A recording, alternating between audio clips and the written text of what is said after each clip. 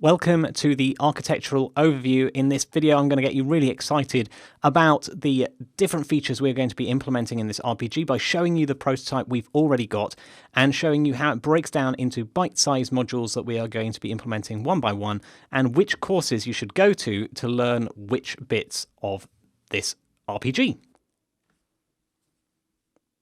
So let's take a look at the modules that we're going to break this down into. The first core module is going to be movement. This is going to be a namespace in C# parlance. So basically this is going to be a point-and-click movement system, a bit like Torchlight. You can see how it's based off a nav mesh here. That blue stuff and all these widgets are showing us how the nav mesh stuff works. So next, dependent upon that movement system, we are going to have the control system, which is responsible for the player movement, but also it's going to be responsible for the AI of the enemies, which will be able to move as well. Then, after that, we are going to build a combat system. This works very much like you would expect a combat system to work. You point, you click on an enemy, and if you have a weapon equipped, that is, you walk up to the enemy and you start attacking them, and obviously they can attack you too. They've got AI that allows them to do this.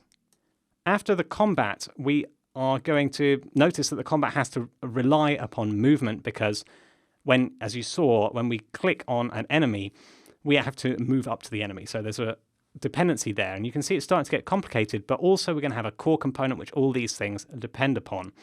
Now, it's going to get more complicated than this. Bear with me.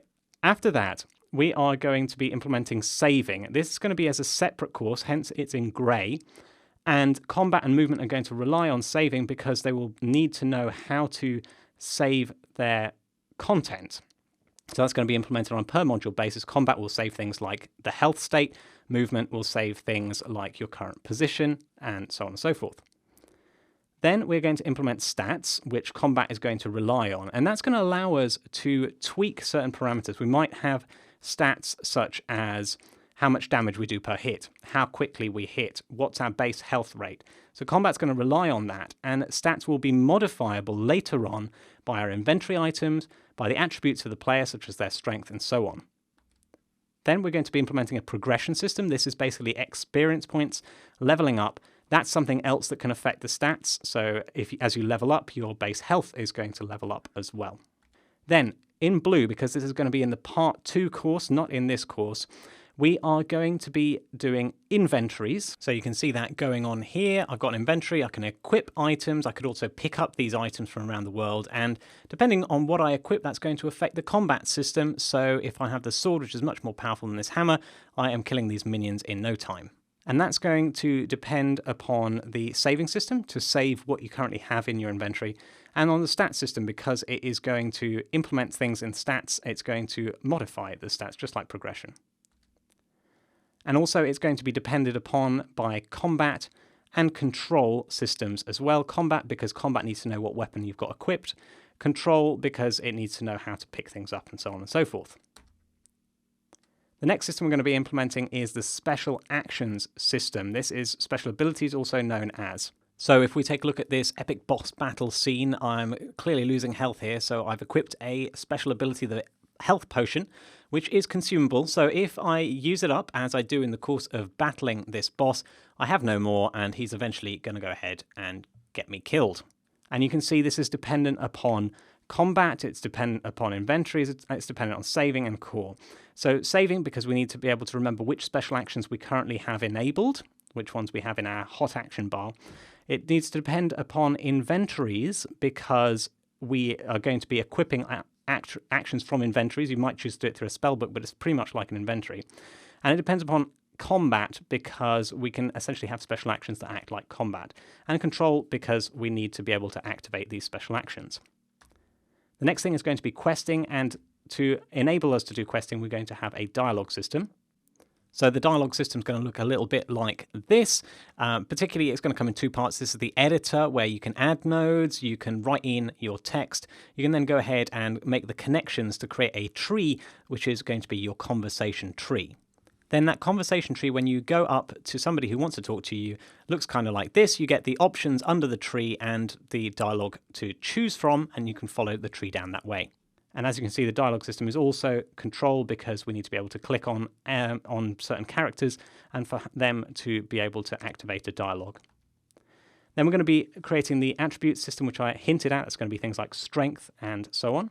In many games, this is called a stat system, but basically these are things like strength, dexterity, very common to most RPGs, and you can see I'm not doing well in this fight, but if I increase my strength, I'm doing far more damage to this ogre, and I will eventually be able to kill it.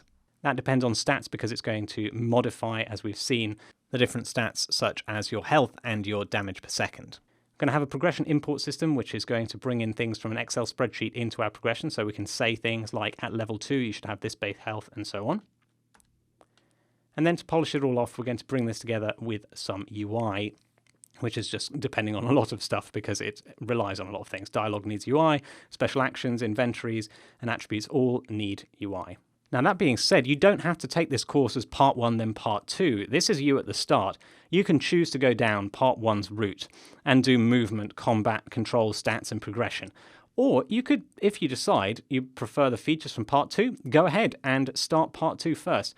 You're not going to need the knowledge. We're going to just import the code from part 1, but anything we touch we're going to go over, and most things we're not even going to touch. They've been specifically decoupled this way and split into the courses so that you can start part 2 and just treat part 1 as a library, as if you were using Unity. You know, you don't know how Unity works, do you? But you are able to use it. The same with the part 1 code. So if you're more interested in learning about inventories first, please go where your motivation takes you, as you will have a much better learning journey, and start part 2 instead. So there are these two completely decoupled paths. And if you want to, you can also go down the route of doing saving or dialogue mini courses, which are going to be separate courses because they're quite applicable to other games and they're quite bulky in themselves. So you can go ahead and choose your learning journey, and I'd like you to share your choice with other students as well as your reasoning and what you're most excited about. So tell us what the plan is. Use the sharing link against this lecture. It will take you to the forum with a pre-populated post. And which modules are most exciting to you. Fill out that post, share with people, and go and see what other people are excited to do, and maybe you'll find something in common to chat about. And I'll hand you over to Rick for the next lecture.